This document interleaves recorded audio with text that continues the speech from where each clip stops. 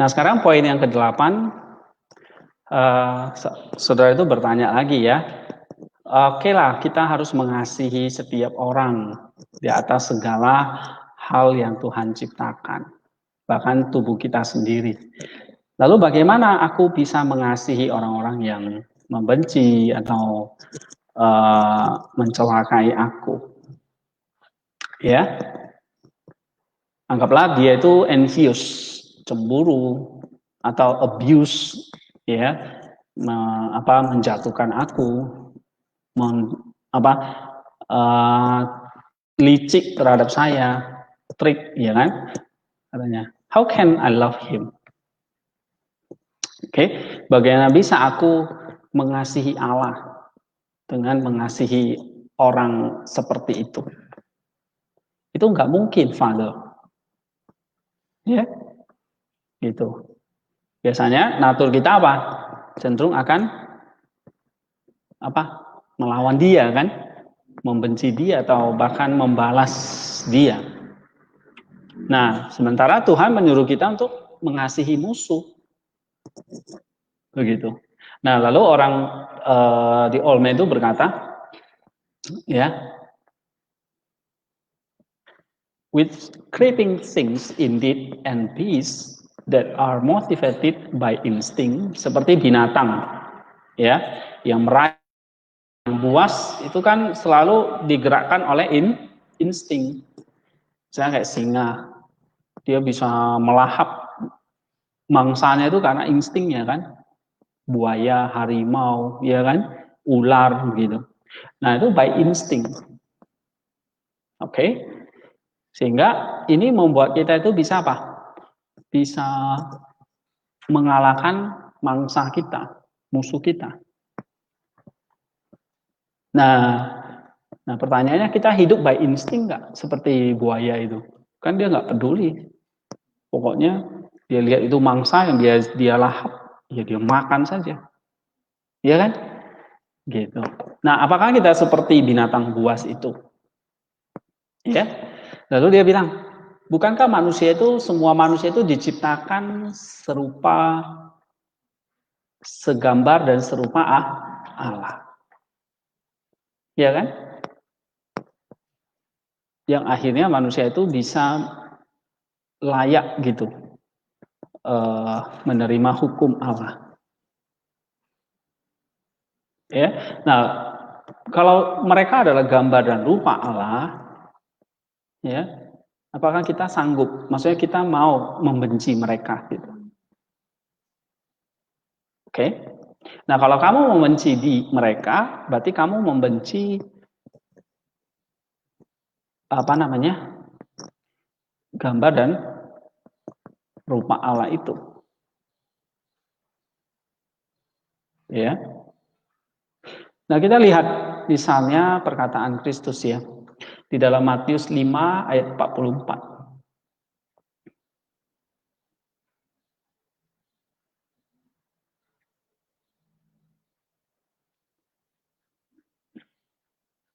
Tapi aku berkata kepadamu, kasihilah musuhmu dan berdoalah bagi mereka yang menganiaya kamu. Ya.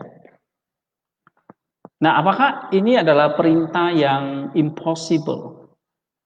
Tentu tidak mungkin Tuhan memberikan perintah yang tidak mungkin kita kerjakan.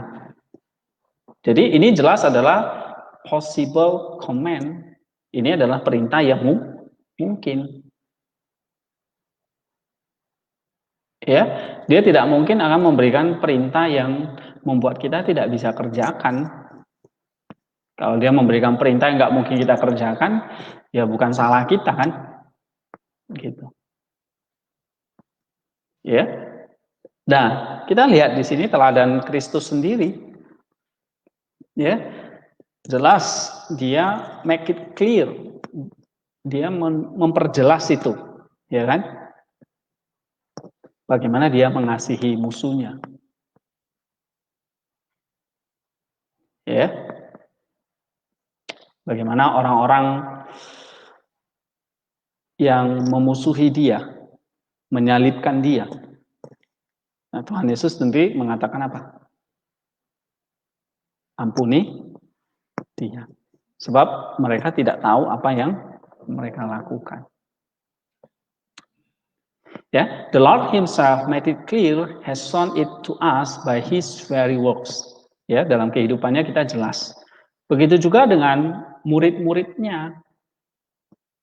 Oke, harus seperti gurunya, yaitu apa? Berjuang sampai mati untuk mengasihi sesamanya dan mendoakan mereka yang menganiaya. Oke, nah ini satu tanda kita tidak mengasihi dunia. Kita bukan material lover, ya, tapi kita adalah lovers of God, bukan lovers of material things and pleasure.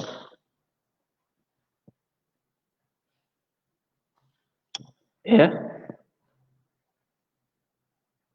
Nah, kita dikatakan kita bukanlah seperti binatang yang digerakkan oleh insting, tetapi digerakkan oleh kuasa ilahi tadi. Ya. Ya kalau secara instingtual ya gitu kan. Kalau orang membenci aku, ya aku otomatis balas. Coba kamu ganggu binatang itu. Digigit nggak kamu? Nah, gitu. Sama, kalau kita seperti binatang, ya kita pasti akan gigit balik kan gitu.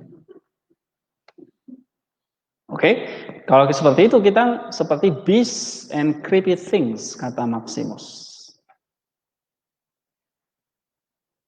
Ya. That is why not being able to follow in the step of God, we are like always unable to know His purpose. Jadi kalau kita nggak bisa mengikuti atau menaati perintah Allah, kita nggak bisa mengenal tujuannya.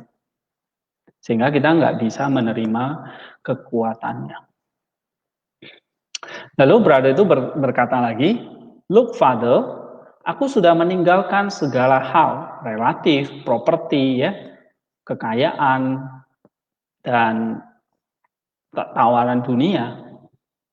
Dan dalam hidup ini, aku nggak punya apa-apa nih, selain tubuhku. I have no possessions but my body. Tapi kenapa aku belum bisa mengasihi orang yang membenci aku, menganiaya aku? Bahkan aku sudah berusaha gitu ya. Tetapi I am not able to love a brother that hates and repulses me. Tetapi aku tetap nggak bisa mengasihi dia yang membenci dan menganiaya aku. Walaupun aku nggak punya apa-apa ini. Lalu dia bilang, tell me, apa yang harus aku lakukan supaya aku bisa mengasihi dari dalam hatiku? Atau mengasihi mereka yang menyusahkan aku? Nah, ini pertanyaan pemuda itu ya. Lalu biarawan itu menjawab, it is impossible for a man to love his tormentor. Memang tidak mungkin mengasihi orang yang menganiaya dia. Ya walaupun dia sudah menyingkirkan segala hal-hal duniawi. Kecuali, nah ini ada kecualinya.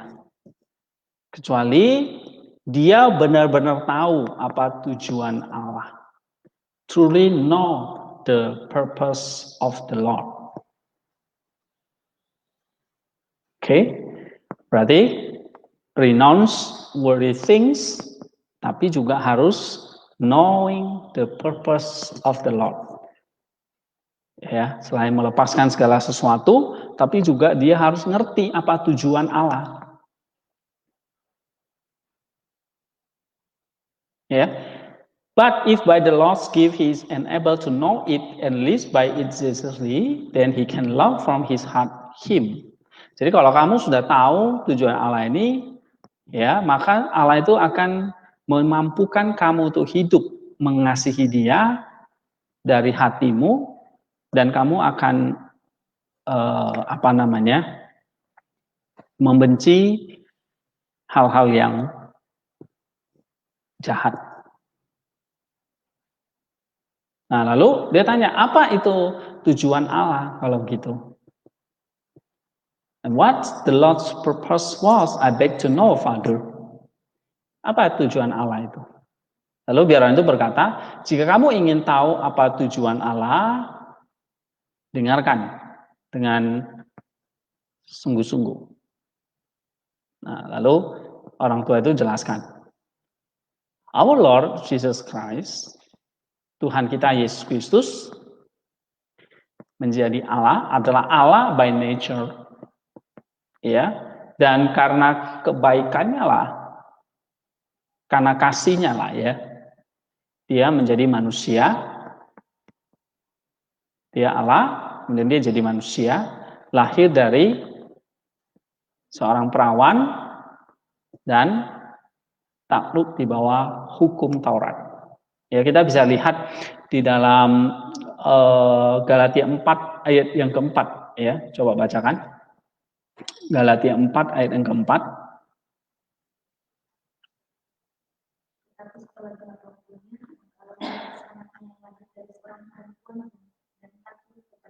Iya, setelah genap waktunya Allah mengutus anaknya yang lahir dari seorang perempuan, tapi takluk kepada hukum Taurat. Nah, sih di sini, ya.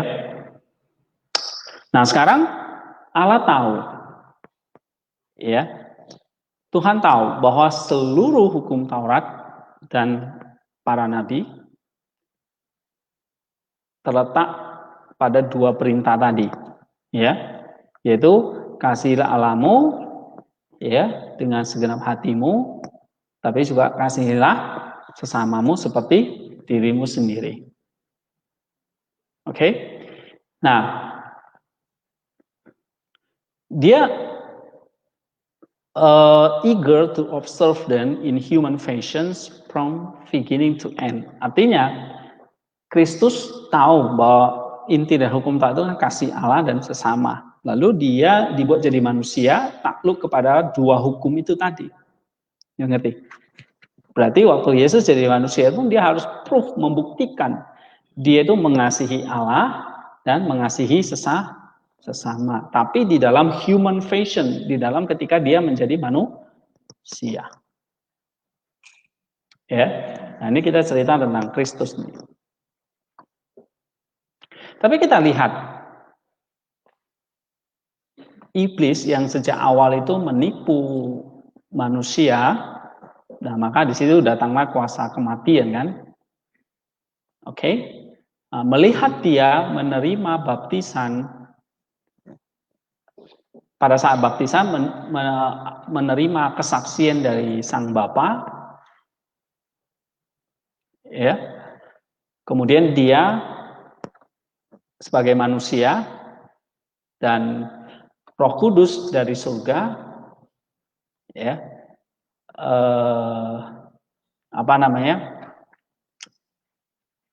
juga tampak ya pada saat baptisan itu. Tapi setelah itu dia dibawa ke padang gurun untuk dicobai.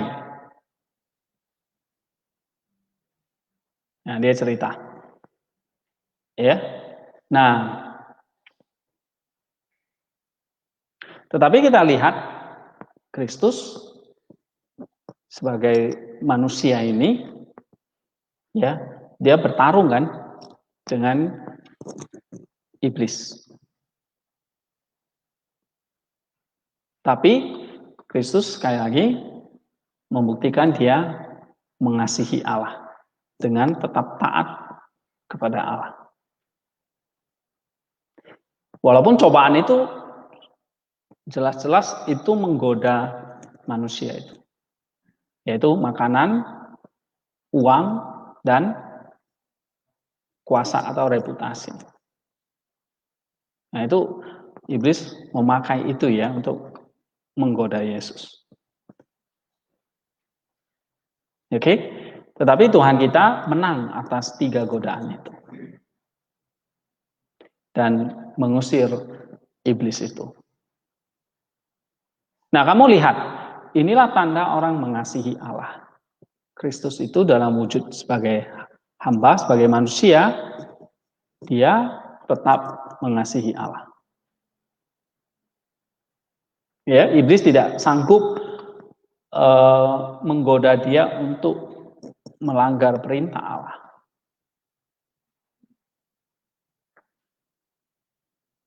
Ya, memang ada satu doktrin ya penting.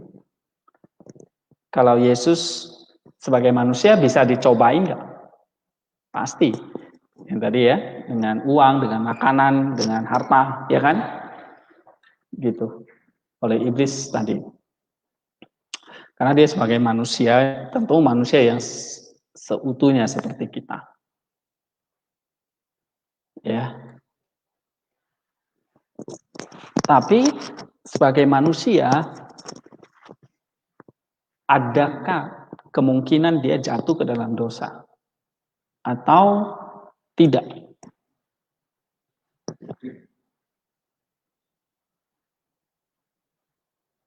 Adakah satu kemungkinan dia bisa jatuh ke dalam dosa?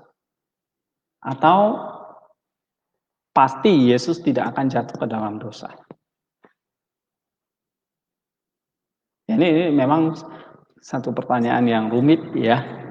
Kalau kita digoda, langsung jawabnya ya pasti ada kemungkinan jatuh dalam dosa. Bahkan sangat mungkin gitu kan. Berapa persen mungkin ya? Tergantung kamu baca ini enggak. Tergantung kamu punya kuasa atau enggak ya. Kalau ditanya kita, waduh, kemungkinan saya 95% nih. Berarti 5% dong kemungkinan menangnya. Waduh, kecil banget ya. Tapi kalau Yesus gimana nih? Kalau dia dicobain oleh iblis kira-kira pada saat itu, dia ada kemungkinan nggak jatuh ke dalam dosa? Atau dia pasti menang atas godaan itu? Kalau kemungkinan kan bisa 50-50 ya. Ya kan? 50% bisa jatuh, 50% enggak kan? Tapi kalau pasti ya 100% dia pasti menang. Yang mana? Hah?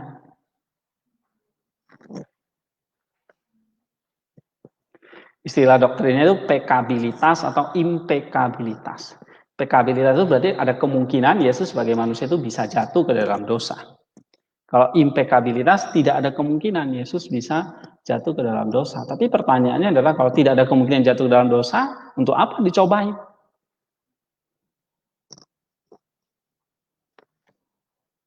Justru ada kemungkinan jatuh dalam dosa baru kita coba-coba kan.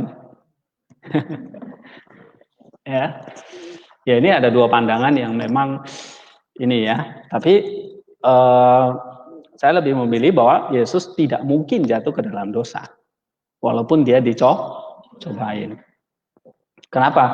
Karena dia punya sisi lain natur ilahi sebagai firman Allah yang menjelma tadi. Ya. Oke. Tapi kalau dia tidak mungkin jatuh ke dalam dosa, untuk apa dia dicobain? Tetap dia menunjukkan satu kemenangan atau satu ketaatan atas pencobaan. Satu tanda love for God. Ya. Oke, ini nggak ada di sini. Ini cuma pikiran saya tadi. Ya. Tentang Yesus ini tadi ya. Tadi kan seorang pemuda kan nanya, gimana aku bisa mengasihi orang yang membenci aku? Kan bicara soal kasih itu kan sebetulnya yang paling sulit itu apa sih? Mengasihi musuh. Kalau kita sudah bisa mengasihi musuh, otomatis bisa mengasihi sesama. Terus dia tanya, saya udah ninggalin ini segala sesuatu nih. Yang ada cuma tubuh ini loh. Tapi kenapa aku masih tetap membenci orang yang menyakiti aku? Nah, baru Old Man itu cerita, ya, lihat kehidupan Yesus, ya. Oke, dia juga di apa ya? Yesus itu dibuat jahat, dimusuhi oleh Jews, ya, oleh orang Yahudi dari orang bangsanya, ya.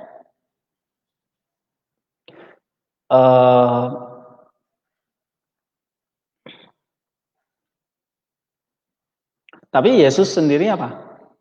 Tidak membalasnya, ya kan? Yesus tidak melanggar tentang hukum mengasihi itu. Ada dalam catatan Injil Yesus itu menunjukkan permusuhan dengan orang Yahudi? Enggak. Ya. Nah, inilah satu pelajaran bagi kita bahwa dia sebetulnya sedang mengajarkan gaya hidupnya, the way of life. Yang mendemonstrasikan gaya hidup surgawi itu, the heavenly manner of life. Ya, gaya hidup surgawi itu seperti apa? Lalu dia memberitakan tentang kebangkitan dia dari orang mati. Memberikan hidup kekal dan kerajaan surga kepada manusia. Tetapi yang dia terima apa? Justru yang dia terima apa? Dimusuhi, ya kan? Dianiaya, bahkan dibunuh. Ya, sisi lain dia datang untuk memberikan hidup kekal, tapi orang-orang justru membencinya dan membunuhnya. Ya. Nah ini adalah satu tanda ya bahwa extraordinary divine signs and inviting the crowds to faith. Ya. Kita lihat di sini orang-orang Farisi, ahli-ahli Taurat ya berencana untuk membunuh dia. Tapi dia justru menunjukkan rasa kasih dengan cara apa? Memberikan hidup kekal kepada mereka yang percaya. Siapa misalnya dari rabi yang percaya? Ada Nikodemus, ya kan? Itu golongan rabi Yahudi yang memilih percaya dan memperoleh hidup kekal. Ya. Nah, kita lihat di sini ya, kontradiksi banget. Dia datang memberikan hidup kekal, tapi justru dia dibenci. Ya. Nah, tetapi karena dia adalah Allah, he was God. Ya, dia tahu apa tujuan dia datang ke dunia ini, maka dia tidak melakukan itu. Artinya dia tidak membenci atau memusuhi orang-orang yang membenci dia dan membunuh dia. Tapi justru sebaliknya dia apa? Mengasihi mereka. Ya, dia mengasihi mereka yang reproach, berate, pokoknya yang menganiaya dia lah. Yang menghujat dia. Ya, ketika dia hujat, dia tahan menderita. Bless him, he was long suffering. He patiently endured. Dia tahan menderita. Dia menunjukkan kepada mereka every act of love. Satu tindakan kasih. Ya, dia tidak melawan instigator yang menginvestigasi dia. Ya, dia tidak melawan balik, tapi dia justru memberikan loving kindness. Ini seperti paradoxical war, kata Maximus ya. Satu peperangan yang paradoks. Harusnya secara manusiawi apa? Bisa aja ya, membenci ya kan. Tapi dia ganti dengan kasih. Oke, by goodness he cast out the father of evil. Nah, justru disitulah dengan kasih akhirnya dia mengalahkan si iblis itu. Maka kalau kita lihat dia naik ke atas kayu salib, dia digantung, itu adalah kemenangan atas apa? Kebencian, dosa, segala macam kejahatan. Karena apa? Karena dia mengalahkan itu dengan kasih. Jadi salib itu seperti lambang kasihnya Allah. Karena begitu besar kasih Allah, dia memberikan putranya, ya kan? Mati di atas kayu salib dan sebagainya. Nah, kata Maximus, ini adalah paradoxical war. Ini dengan kasihnya dia mengusir the father of evil. Salibnya itulah akhirnya kasihnya itu, salibnya itu yang mengalahkan kebencian dan kejahatan. Kebencian kejahatan dari mana? Dari orang-orang yang membunuhnya. Ya. Nah, untuk alasan inilah dia menerima penderitaan. Ya. Dia tahan tekun dalam penderitaan. Oke, demi kasih tadi. Contented until death. Ya. Berjuang sampai mati on behalf of the commandment of love. Demi perintah yang satu itu. Kasih. Yang kita tahu kasih itu apa? Kegenapan dari hukum Taurat. Puncak dari segala macam hukum atau perintah Allah. Puncaknya satu, yaitu kasih. Nah, apa bukti kasih? Buktinya adalah kalau kamu bisa mengasihi orang-orang yang membenci atau membunuh kamu. Bisa ya? Jadi kasih Yesus harus perfect ya. Harus sempurna. Berarti apa? Untuk menunjukkan kasih yang sempurna itu, ya dia mengasihi musuh-musuhnya. Okay. Now, after securing complete victory over the evil, he crowned himself with the resurrection for our sake. Nah, setelah itulah baru dia bisa menang atas si iblis dan apa ditunjukkannya dengan kebangkitan dia. Disitulah the new Adam muncul. Adam yang baru menggantikan Adam yang lama atau memperbarui Adam yang lama. Ya, nah Rasul Paulus berkata, kita baca di dalam Filipi 2 ayat yang kelima.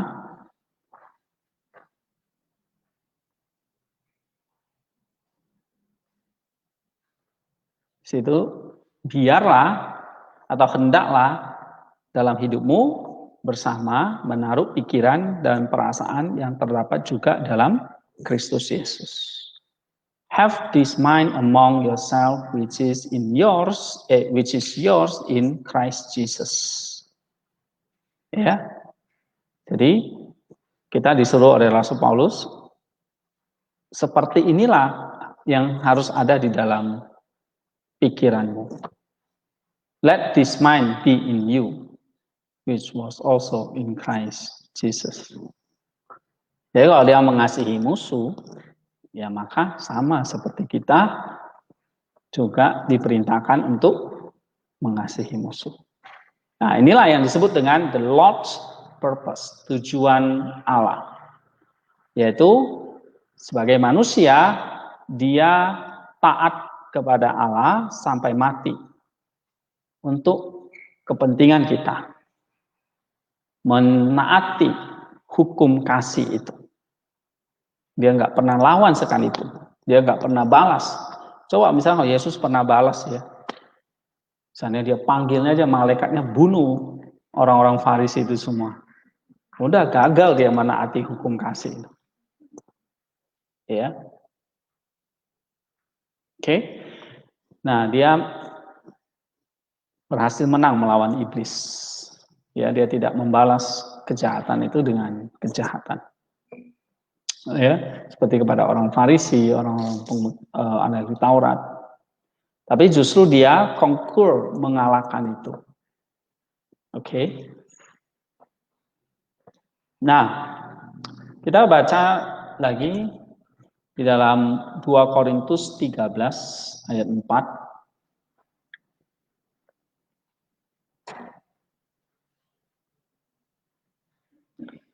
2 Korintus 13 ayat 4 di situ dikatakan, karena sekalipun ia telah disalibkan oleh karena kelemahan, namun ia hidup karena kuasa Allah.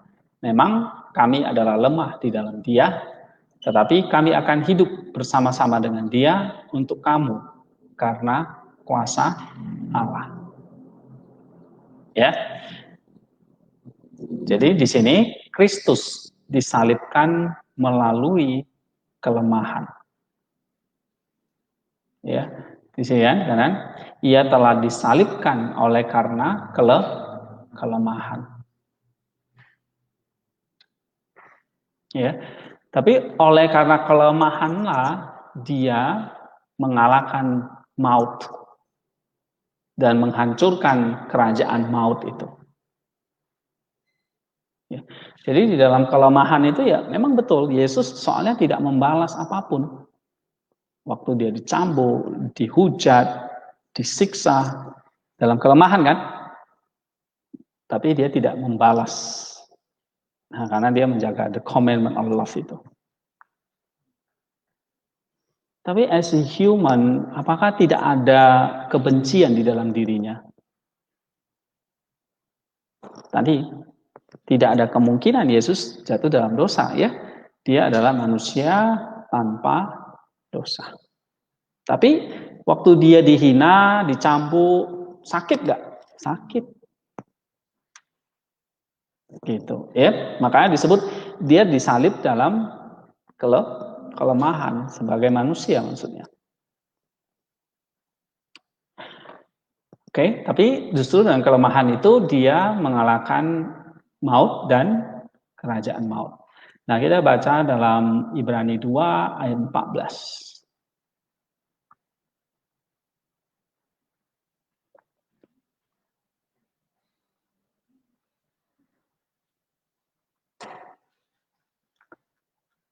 Ya.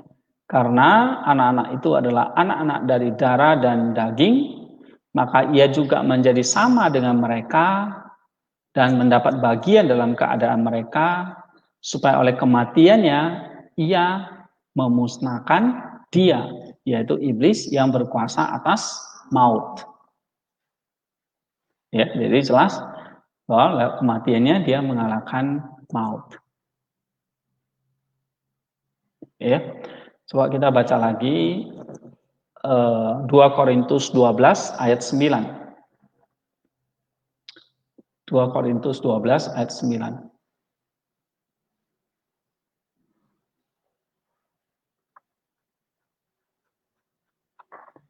Tetapi jawab Tuhan kepadaku, cukuplah kasih karuniaku bagimu. Sebab justru dalam kelemahanlah kuasaku menjadi sempurna. Sebab itu terlebih suka aku bermegah atas kelemahanku, supaya kuasa Kristus, the power tadi, turun menaungi aku. Ya, jadi bagaimana kita bisa mengasihi musuh? Ya, kita ikuti teladan Yesus dalam kelemahan. Bukan di dalam kesombongan. Maka di dalam kelemahanlah, maka the power of Christ itu akan mendiami kita.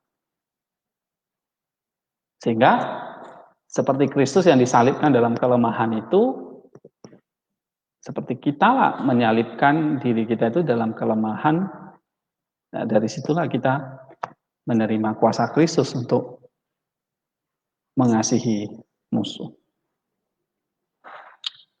Ya. Oke, yang ke-14. Nah, ini adalah satu victory ya, kemenangan. Seperti yang dituliskan oleh Rasul Paulus kepada gereja di Efesus ya. Coba kita lihat dalam Efesus 6 ayat 12.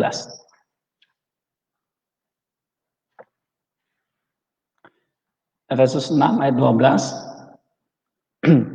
Rasul Paulus mengatakan, karena perjuangan kita bukanlah melawan darah dan daging, tetapi melawan pemerintah-pemerintah, penguasa-penguasa, penghulu-penghulu dunia yang gelap ini, melawan roh-roh jahat di udara.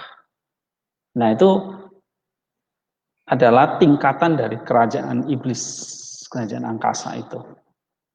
principality, powers, dan sebagainya. Ya, gitu. Nah, itu yang victory yang Yesus sudah kalahkan.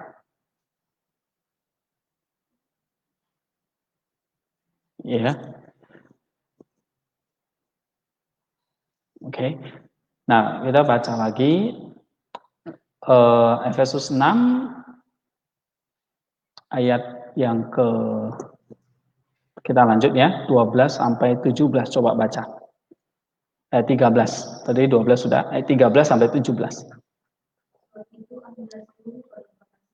Senjata Allah.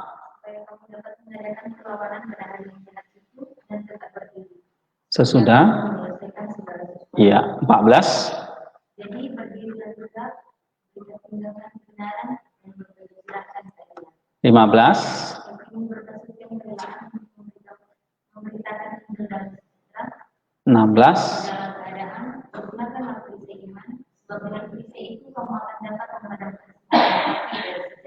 Oke, 17. Nah, Maximus mengatakan perjuangan kita itu melawan hal-hal yang invisible, yang tidak kelihatan. Maka kita juga memakai senjata yang tidak kelihatan. Karena we against the invisible enemies. Jadi cara-caranya ya invisible. Ya memang peperangan yang tidak kelihatan. Jadi kalau ketika Yesus itu momen-momen dia disiksa, sampai dia momen disalib dan mati, itu adalah dia sedang melawan apa? Kekuatan si iblis. Ya. Nah, jadi dengan perbuatan dia menunjukkan satu pergulatan ya. Coba kita baca di dalam 1 Korintus 4 ayat yang ke-11.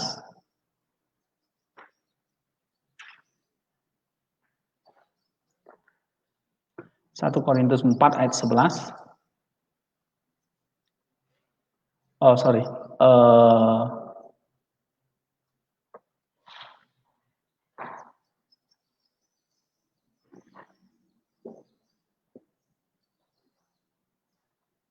1 Korintus 9 dulu, ayat 26. 1 Korintus 9 ayat 26.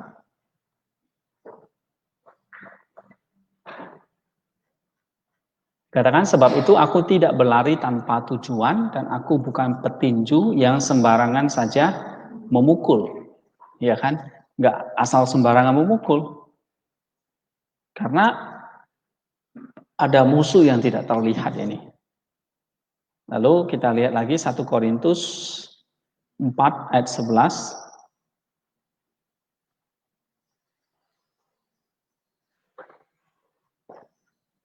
Sampai saat ini kami lapar, haus, telanjang, dipukul, dan hidup mengembara. Kemudian 2 Korintus 11 ayat 27. 2 Korintus 11 ayat 27. Katakan, aku banyak berjerih lelah dan bekerja berat. Kerap kali aku tidak tidur, aku lapar dan dahaga. Kerap kali aku berpuasa, kedinginan dan tanpa pakaian. Ya. Nah, kita lihat ini menunjukkan bahwa wrestling, pergulatan untuk menang atas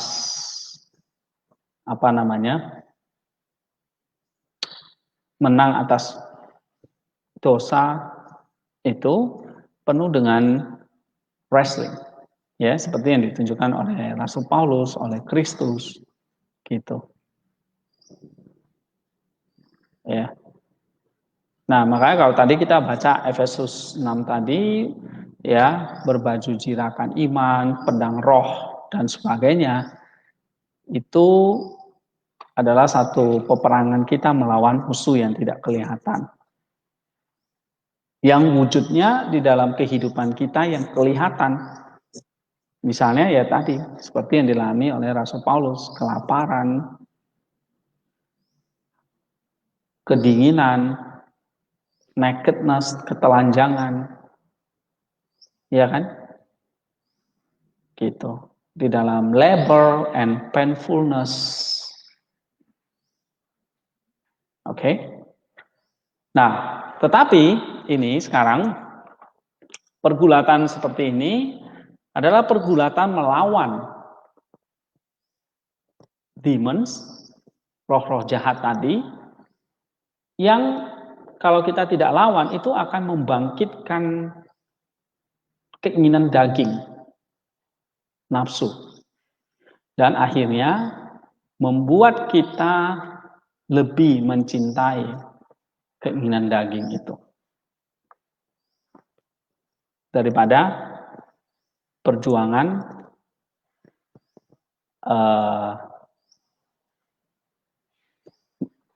perjuangan untuk menaati Allah itu. Tapi ini justru menyeret kita kepada kenikmatan daging. Ya.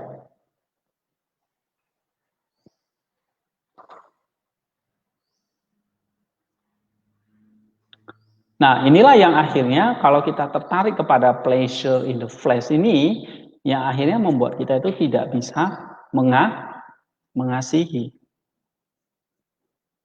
Kita akan melawan perintah kasih tadi.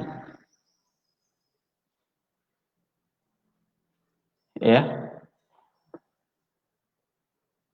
Kita lihat 1 Korintus 4 ayat 12.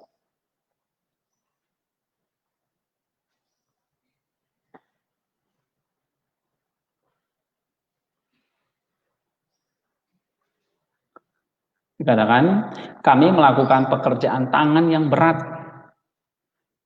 Kalau kami dimaki, kami memberkati. Kalau kami dianiaya, kami sabar. Ayat 13. Kalau kami difitnah, kami tetap menjawab dengan rahmah.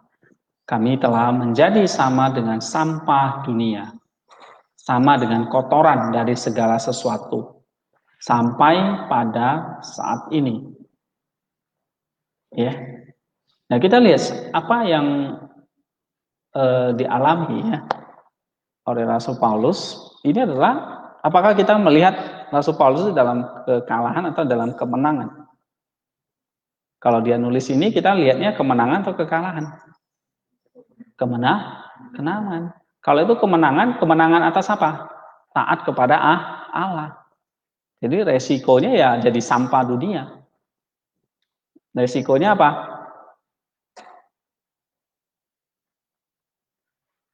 Resikonya apa di sini? Melakukan pekerjaan tangan yang berat, dimaki, dianiaya, terus di apa lagi? Difitnah, ya, dijadikan sama seperti kotoran, sampah. Sampah tahu kan? Kotoran itu. Nah, ini yang dialami oleh Rasul Paulus. Tapi kita lihatnya itu sebagai satu kemenangan. That's Christianity. Itulah kekristenan. Paradoks memang. Ya, seperti salib orang melihatnya itu satu kebodohan. Tapi kita melihatnya sebagai satu kemenangan. Ya. Nah, kata Maximus, ya, ini adalah the manner of victory, cara kita menang. Ya. Sehingga ketika demons itu menyarankan kita untuk menghujat balik, ya, atau demon itu mempersekusi kita, menganiaya kita. Nah, kita nggak boleh bahas menjadi seperti dia. Kalau menjadi seperti dia, akhirnya kita jadi persekutor, jadi blasphemer. Kalau kita dihujat, kita balik menghujat. Ya, kita jadi seperti iblis. Ya kan? Makanya Rasul Paulus tulis di sini apa? Kalau kami difitnah, kami tetap menjawab dengan ramah. Bukan kalau kami difitnah, kami balik menjadi pemfitnah. Ya kan? Misalnya ayat 12 itu. Kalau kami dimaki, kami memaki balik. Kan enggak? Oke, jadi ini adalah cara-cara yang digunakan oleh iblis untuk mengalahkan kita.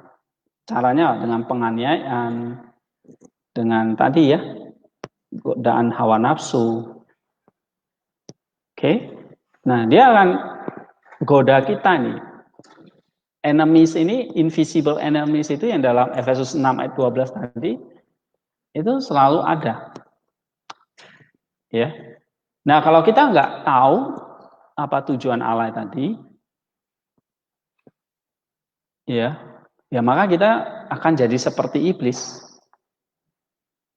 Maka dia bilang di sini, ya, kita bisa jadi reviler, blasphemer, persecutor. Akhirnya tujuannya bukan lagi mengasihi, kita melawan perintah kasih. Nah, tapi kita lihat Rasul Paulus di sini tahu dia tidak mau jadi seperti itu. Dia malah memberkati. Dia malah menjawab dengan ramah. Dia tahan menderita.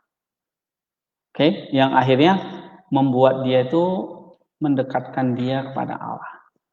Justru di dalam kelemahanlah kuasa Kristus itu sempurna. Nah, ini adalah jenis wrestling ya. Jenis satu pergulatan, pertempuran ya, di mana musuh kita adalah demons ya, yang akan selalu menjatuhkan kita. Oke.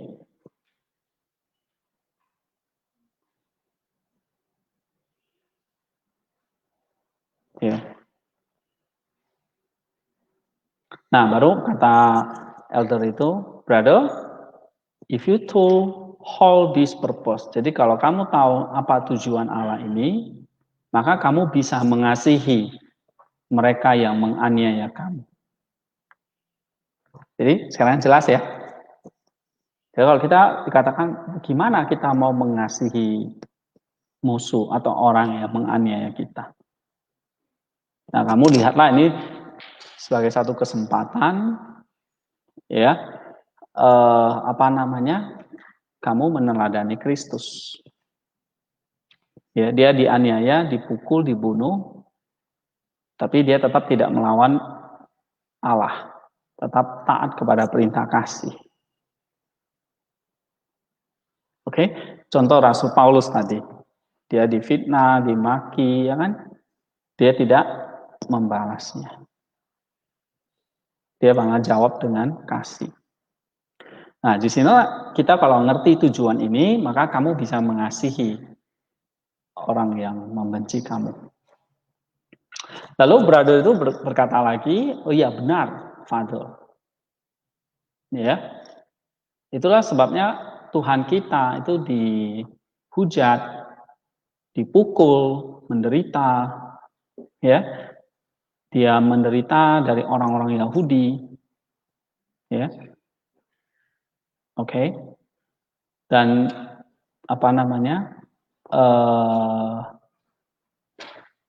dikatakan di sini endure, tetapi with sympathy for them as ignorant and deceived. Lalu dia berkata di atas kayu salib, Father, forgive them since they know not what they do.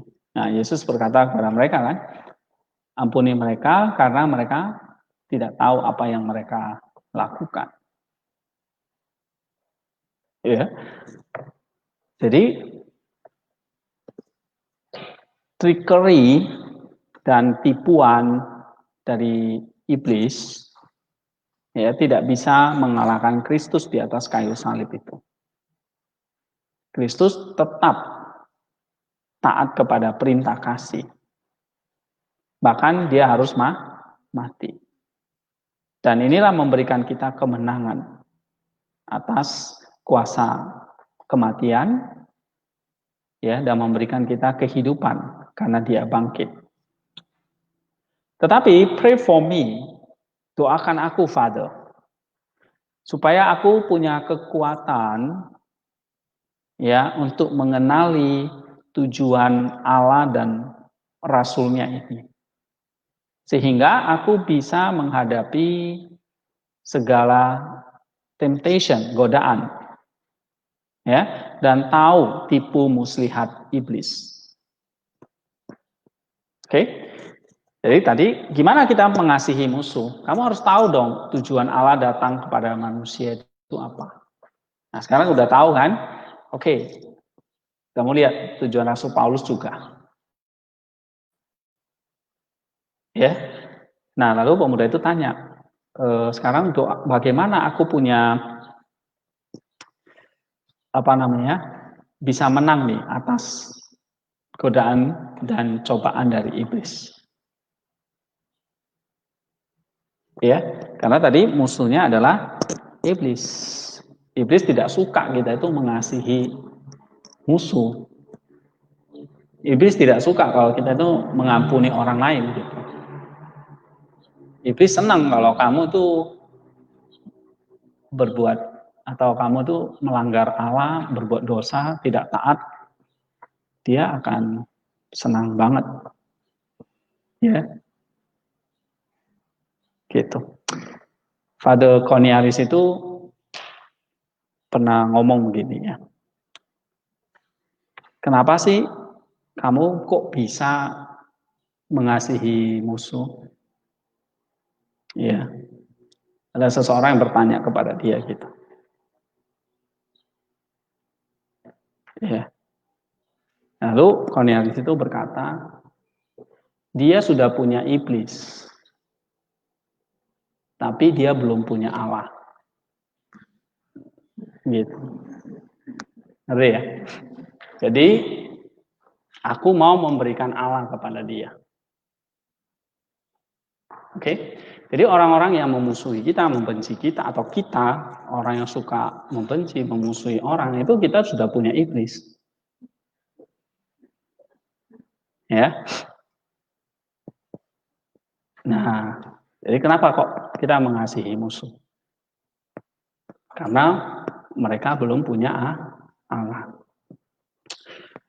Nah, kita lanjutkan. Bagaimana tadi ya, kita punya sober minded, punya pikiran yang bisa tahan terhadap godaan dan cobaan dari iblis. Lalu biarawan itu berkata, jika kamu memiliki atentif, keberjagaan, apa yang saya katakan di atas. Oke, kamu punya awareness, tapi kamu juga punya pengertian bahwa kamu itu dicobain. Ya, bahwa saudaramu yang memusuhi kamu juga dicobain. Maka kamu nanti bisa melalui cobaan itu, ya kamu bisa menghadapi triknya iblis, kamu bisa tahan terhadap si pencoba itu, ya, yang akan selalu membawa kamu ke dalam pencobaan.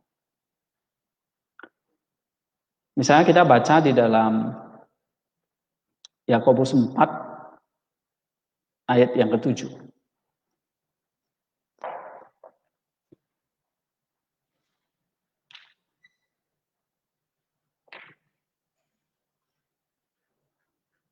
Karena itu tunduklah kepada Allah dan lawanlah iblis, maka ia akan lari daripadamu. Ya. Be subject to God. Tunduklah kepada Allah. Tapi lawanlah iblis.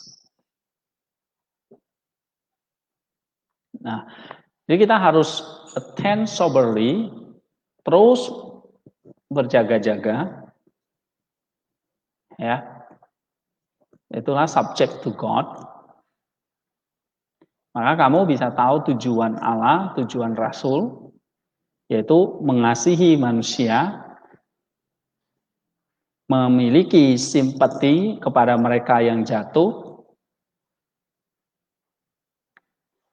ya, by love toward constantly, dengan terus melawan si iblis. Ya, subject to God berarti taat kepada Allah. Jadi sisi lain kita juga harus melawan si jahat. Ya, kalau filosofi dunia atau ajaran dari umumnya yang diajarkan oleh orang tua kita ataupun sistem budaya kita di dunia ini adalah jangan melakukan yang jahat kepada orang lain. Ya kan? Selalu dimulai jangan ini, jangan itu. Do not, do not, do not. Jangan, jangan, jangan. Intinya jangan melakukan hal yang tidak baik kepada orang lain. Kenapa? Karena kamu kan juga tidak ingin kan orang lain tuh berbuat jahat kepadamu. Tetapi Kristus datang mengatakan, love your enemies. Ya kan? Kasihilah musuhmu. Oke? Lakukanlah segala hal yang baik seperti kamu ingin diperlakukan baik. So, be subject to God, but resist the evil. Ya, jadi ini memang harus dipadukan. Resist the evil. Jangan. Tapi kita juga mesti taat kepada Allah. Apa itu? Ini. Ya. Love tadi others, termasuk love musuh. Okay, but if we are soft, jika kita tuh lembek, careless, cuek gitu lah ya, slothful, confused, bingung, pikiran kita nggak pernah attentive, tapi malah penuh dengan kedagingan, ya maka kita kayak mangsa yang pincang aja, disantap sama si iblis. Oke, ingat iblis itu oleh Rasul Petrus itu seperti apa? Singa. Singa itu akan selalu menerkam mangsanya yang tidak waspada. Ya kan? Asik. Misalnya rusa atau apa tuh dia sibuk cari makan rumput gitu kan. Dia nggak tahu ada mangsa singa yang sudah memamatai dia, maka dia tinggal jadi makanan empuk. Nah, Maximus juga mengatakan yang sama. Kita nggak boleh soft, careless, slothful, confused. Tapi harus attend soberly, uninterruptedly to the foregoing. Artinya always attentive. Ya. Nah, baru atau Yakobus mengatakan resist the evil. Lawan si jahat. So, maka terhadap hal-hal seperti itu, ya kita harus berani berkata tidak. Ya.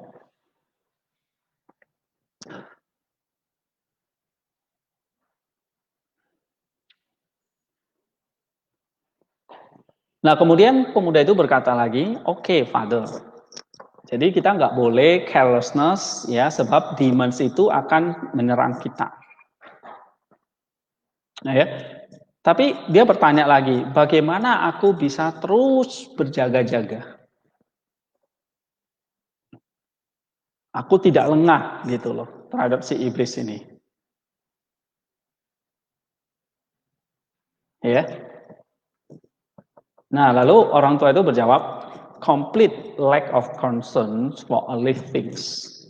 Jadi, ya memang kita harus benar-benar apa? Renounce of the earthly thing.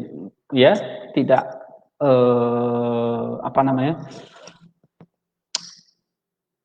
menyingkir ya, tidak concern kepada hal-hal duniawi. Tetapi continuous meditations on the divine scripture. Nah, itulah sebenarnya. Nah, kita masuk nih ke ascetic life-nya. Terus bermeditasi akan firman Allah. Nah, itulah sebabnya kenapa kok kita perlu reading the Bible. Ya, reading the Bible bukan hanya untuk ini karena ada ibadah nih, ya untuk melengkapi ibadah kita baca Alkitab, enggak. Reading the Bible itu menolong kita untuk punya selalu concern attentiveness, selalu ingat akan tujuan Allah. Ya, nah, sehingga di dalam jiwa itu akan timbul takut akan Allah, fear of God. Dan fear of God inilah akan mendatangkan kewaspadaan atau berjaga-jaga. Seperti yang kemarin saya katakan, ya, di dalam tulisan Maximus juga, takut akan Allah itu mendatangkan apa? Pengendalian diri. Nah, pengendalian diri itu memang nggak gampang. Disitulah akan timbul ketekunan dan pengharapan. Ya kan? Nah, pengharapan itu mendatangkan kasih. Oke, jadi dia mengatakan meditations on the divine scripture brings the soul to fear of God, and fear of God brings soberness. Nah, dari situ maka jiwa ini akan mulai melihat ada cara kerja iblis yang seperti itu. Ya, kita baca di dalam oke, ini bukan ayat ya. Ini cuma penjelasan tambahan. Thoughts ini biasanya kan istilahnya logisme ya, pikiran-pikiran yang jahat. Jadi orang yang punya soberness, satu kehati-hatian, dia tahu pola kerja jiwanya, pikirannya. Ya, misalnya kita lihat Mazmur 53 ayat 9.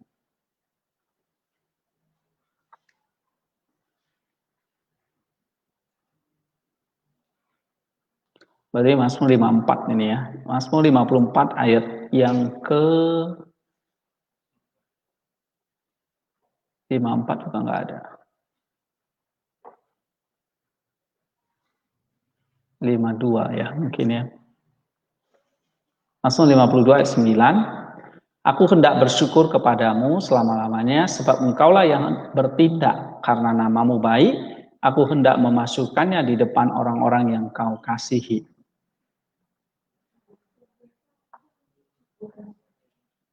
Bukan ya?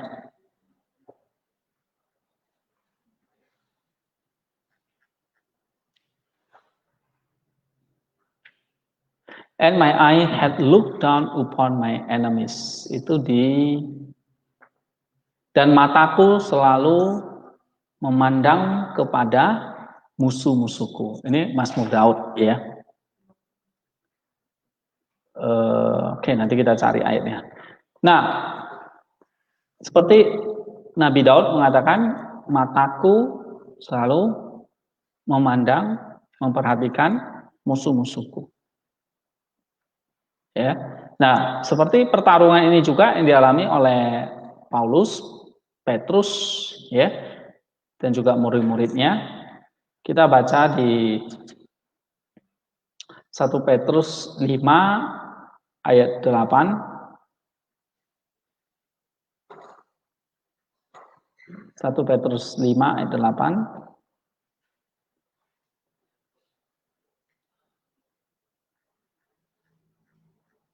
Sadarlah dan berjaga-jagalah, lawanmu si iblis berjalan keliling sama seperti singa yang mengaum-ngaum dan mencari orang yang dapat ditelannya. Ayat ke-9, lawanan dia dengan iman yang teguh. Sama ya, resist. Antistete.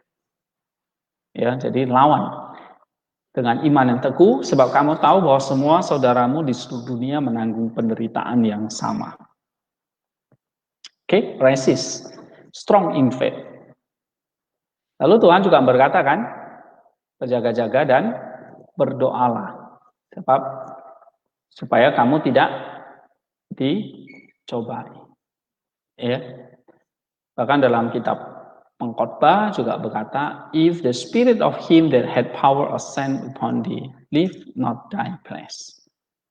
Nah, jadi bagaimana kita bisa always attentive, ya, watch and pray, berdoa dan berjaga-jaga dan berdoa. Jadi dia katakan kebajikan yang harus datang di dalam pikiran kita, itulah pengetahuan akan Allah dan takut akan Allah. The knowledge and fear of God. Ya. Kita baca lagi 2 Korintus 10 ayat 3 sampai 6. Coba bacakan. 2 Korintus 10 ayat 3 sampai 6. Memang kami masih hidup di dunia, tapi kami tidak berjuang secara duniawi. Yang keempat, karena senjata kami dalam perjuangan bukanlah senjata duniawi, tetapi senjata yang diperlengkapi dengan kuasa Allah, yang sanggup untuk meruntuhkan benteng-benteng.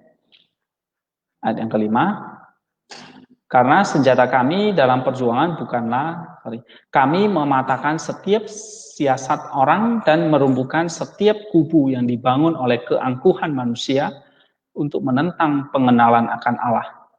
Kami menawan segala pikiran dan menaklukkannya kepada Kristus. Nah, itu resist tadi ya.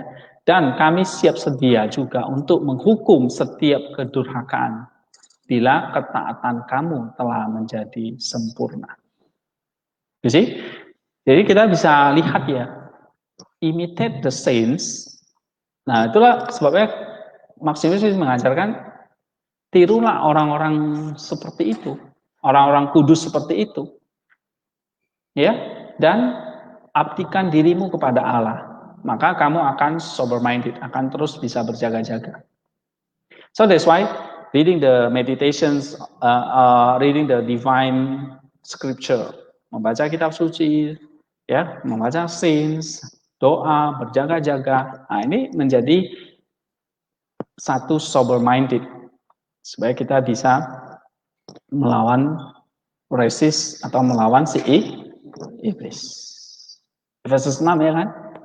Berikat pinggangkan iman, kebenaran, firman Allah. So, this is our spiritual weapons, ya kan? Perlengkapan senjata rohani. Lalu, apa yang harus saya lakukan supaya aku bisa terus default berdoa secara terus-menerus kepada Allah? Oke, ini yang 19. Lalu, the Old Man itu berkata, it is impossible for a mind to devote itself perfectly to God. Jadi nggak mungkin bagi pikiran kita itu untuk tekun ya, atau berdevosi terus, berdoa terus kepada Allah. Kecuali ini, kita punya 3 kebajikan, kata Maximus. Yaitu pertama, kasih, penguasaan diri, dan doa. Jadi bagaimana kita bisa terus berjaga-jaga supaya pikiran kita tuh tidak lengah, karena kita tahu iblis itu seperti singa ya kan. Jadi kamu harus punya kasih, pengendalian diri, dan doa. Kasih itu menjinakkan kemarahan. Pengendalian diri quenches concupiscence, artinya menjinakkan atau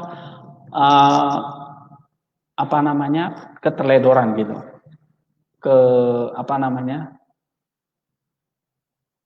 ketidakberjagaan, ya. Doa membuat pikiranmu, menarik pikiranmu dari segala pikiran jahat dan menghadirkan Allah di dalamnya. Oke, jadi kasih, self mastery, dan doa. Oke, itu 3 virtue yang dijelaskan ya. Oke, saya kira sampai di sini dulu.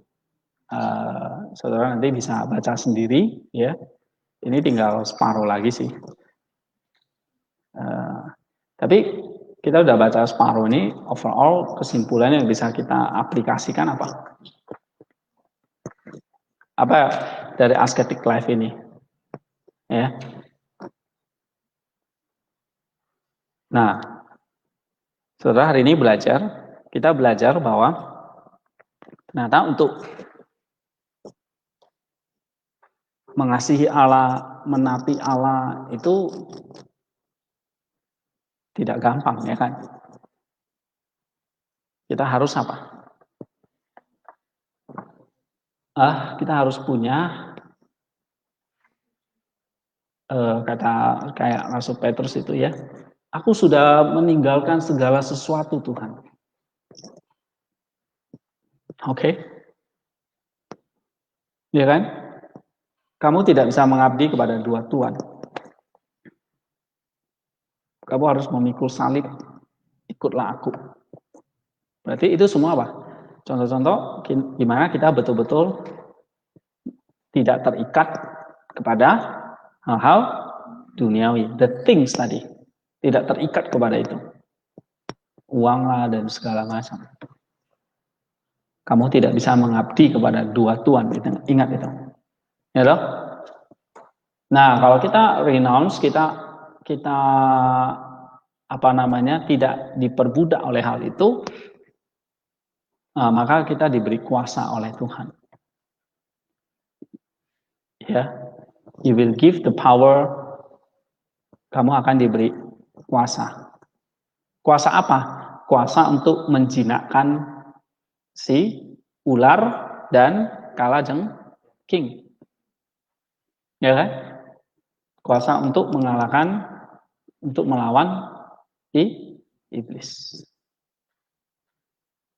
Oke? Nah, kuasa itulah yang kita perlukan. Ya. Lalu pemuda itu kan tadi bertanya, ya,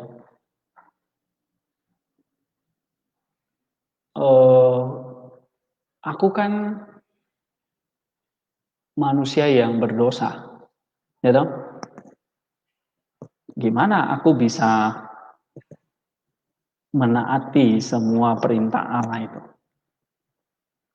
Kalau Yesus kan memang dia Allah dan manusia. Kalau aku memang manusia yang berdosa ini. Gitu. Ya kan? Gimana aku bisa menaati Allah?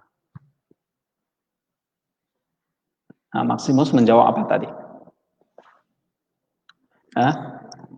Apa? Iya. Jadi kamu dalam manusia berdosa ini, kamu mesti tahu apa tujuan Allah. You know the purpose of the Lord.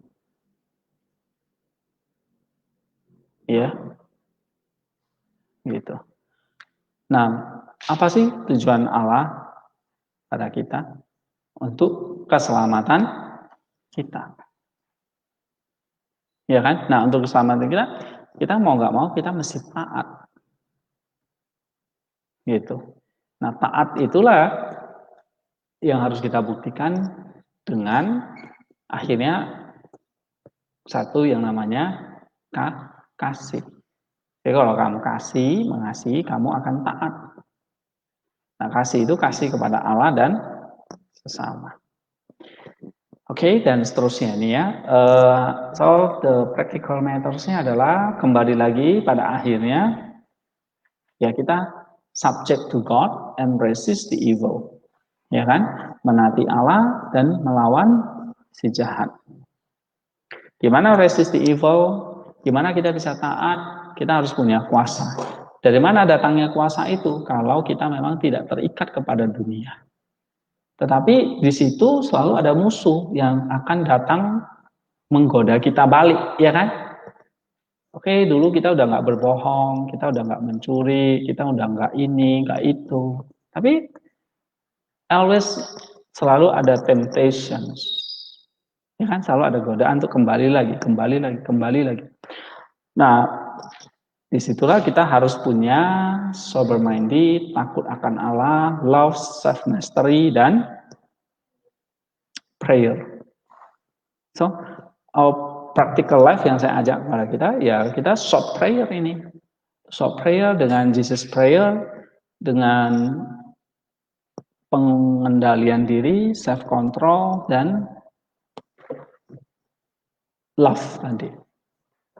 Ya, ini memang belum habis ya.